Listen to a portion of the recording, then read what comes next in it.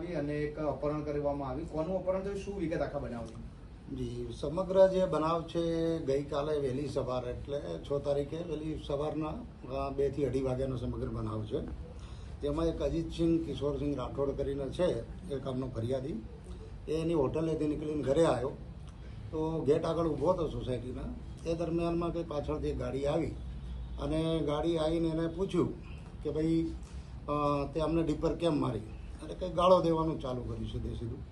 જે બનાવ અનુસંધાને એને ગાળો બોલવાની ના પાડી પેલાય કે ભાઈ ગાળો ના બોલો તો સારું, પણ એ લોકોએ પછી એને ખેંચીને બહાર કાઢ્યો અને ત્યાં એક જણા કંઈક માથામાં એને લાકડીનો ફટકો માર્યો. પછી એની જ ગાડીમાં, સ્વિફ્ટ ગાડીમાં એને લઈ અને પોસ્ટ ઓફિસ કેનાલ બાજુ એને લઈ ગયેલા અને ત્યાં જઈ અને ત્યાં પણ વધારે એને માર માર્યો. એ દરમિયાનમાં આજે આનો ફરિયાદી જે છે અજીતસિંહ, એના સગાવાલા એના મિત્રો બીજા આવી જતા અને એ લોકોએ આને બચાવ્યો. અને ત્યાં આગળ જે બીજો બનાવ છે ત્યાં પછી જે આ લોકોની ગાડીઓ હતી આ મૂકીને ભાગી ગયા, તો એ ગાડીઓમાં પછી તોડફોડ કરેલાની હકીકત ધ્યાને આવેલી છે. સાહેબ, બંને આરોપીઓ, બંને ગુનામાં આરોપીઓ કોણ, અપહરણના ગુનામાં કોના વિરુદ્ધ ફરિયાદ અને ગાડી તોડફોડ કરવાવાળા વ્યક્તિઓ કોણ? આમાં સમગ્ર મેન આરોપી જે છે જે અપહરણ કરવામાં એમાં ધમાભારણ કરીને એક છે, એનું નામ આવે છે, અને એની સાથેના બીજા 4 ઇસમો છે. અને ગાડીની તોડફોડ કરવામાં અજીતસિંહ કિશોરસિંહ રાઠોડ અને એના જે સગાવાલા છે એ બધાના નામો આવે છે. અને સર, બધાનો ક્રિમિનલ ઇતિહાસ શું છે આ કેસમાં? ફરિયાદી, આરોપી, તેની સાથે જોડાયેલા અન્ય લોકો?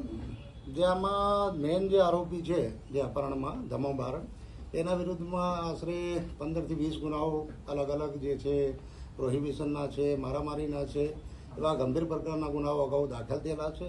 અને આ હમણાં 10 દિવસ પહેલાં જ પાછામાંથી છૂટી અને આવેલો છે. એટલે એનો ભૂતકાળ જે છે ગુનાહિત ભૂતકાળ ધરાવે જ છે. સામે જે અજીતસિંહ છે એના ફાધર જે કિશોરસિંહ છે એનો બી ગુનાહિત ભૂતકાળ છે. કિશોરસિંહ જે લંગડો છે એ અને ધમા વચ્ચે કોઈ બીજી કોઈ અદાવત છે? બંને એકબીજાથી પરિચિત હતા કે નહીં, કે એવું આવી ગયું છે તપાસમાં? અત્યારે તો એવું છે કે બંને તરફે આપણે ખ્યાલ છે ત્યાં સુધી કે બંને આરોપીઓ બધા ફરાર જ છે. અને અત્યારે જે પ્રાથમિક જે દ્રષ્ટિએ અને ફરિયાદના આધારે જે જોવા જઈએ કે અમારા પ્રાથમિક દ્રષ્ટિએ જે અત્યારે દેખાય છે એમાં તો આ લેટ નાઇટે એકબીજાને પેલી ડીપર મારવાના બાબતે જ આ સમગ્ર ઘટના બની હોય એવું સામે આવ્યું છે.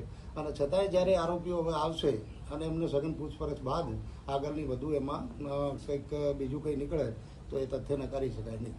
જે બનાવ બન્યો છે, સીસીટીવી સામે આવ્યા, તેમાં પોલીસની હાજરી પણ PCR વાળી દેખાઈ રહી છે, એને લઈને શું તપાસ શું કરી? હા, એ આજ સવારે આપ મીડિયાના મિત્રો થકી અમને એ વસ્તુ ધ્યાને આવી છે કે સમગ્ર જે આ ગાડી તોડવાનો જે બનાવ બનતો હતો એ દરમિયાનમાં અમારા એક કૃષ્ણનગરની 3 ગાડી ત્યાંથી પસાર થઈ અને એ નીકળી જાય છે, જેને અમારા ઉચ્ચ અધિકારી સીપી સાહેબ સુધી એ બહુ ગંભીરતાથી લીધું છે.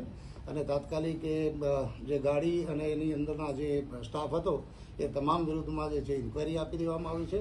અને આમાં ખરેખર બેદરકારી સામે આવેલી એ લોકો સામે ગંભીર ખાતાકીય પગલાં ભરવામાં આવશે. સાહેબ, એ લોકો કંટ્રોલ રૂમને અથવા તો સ્થાનિક પોલીસ સ્ટેશન લેવલે કોઈને જાણ કરી ત્યાં બનાવ એમને ધ્યાને આવ્યો હોય ત્યારબાદ રાત્રે મોડા?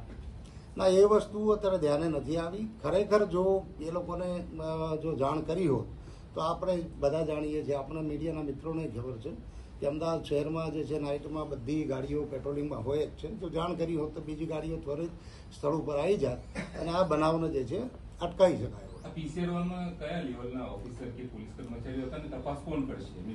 જી, અત્યારે જે છે પ્રાથમિક અમારા જે ઇન્કવાયરીમાં જાણવા મળ્યું છે એમાં ASI દરજ્જાના જે ઇન્ચાર્જ હતા આખી જે આ 3 ગાડીના ઇન્ચાર્જ તરીકે, અને બાકી જે એની જોડેનો સ્ટાફ છે એ બધા વિરુદ્ધમાં અત્યારે ઇન્કવાયરી ચાલુ કરી દેવામાં આવી છે ત્વરિત ધોરણે.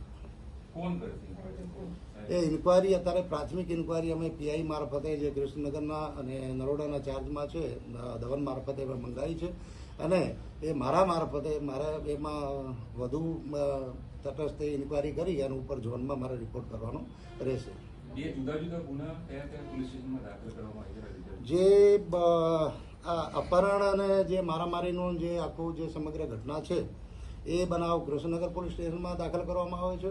અને જે આ વાહનોની જે તોડફોડવાળો જે બનાવ છે સમગ્ર એ બનાવ જે છે નરોડા પોલીસ સ્ટેશનમાં દાખલ કરવામાં આવે છે. સાહેબ સીસીટીવીમાં તો 8 થી 10 લોકો દેખાય છે, તો માત્ર 4 લોકો સામે ફરિયાદ કેમ અજાણ્યા લોકો સામે દાખલ કરવામાં આવે છે? જી એટલે એ બાબતે બી જે છે આમાં હવે પીઆઈની જે તે નાઇટમાં જે બી ઇન્વેવાળા હોય કે પીએસઓ હોય એની બી સ્પષ્ટતા કે ભાઈ એને એવું કેમ કર્યું, કાં તો ફરિયાદી એને એવું જ કીધું કે ભાઈ આટલા જ માણસો હતા કે ઈસમો હતા, અને આ જો વધારે જો એમાં દેખાતા હોય તો એ તો પાછળથી બી આમાં કલમ ઉમેરવાની ને એ શક્યતાઓ પૂરેપૂરી રહેલી છે. ઓકે, ચાલો.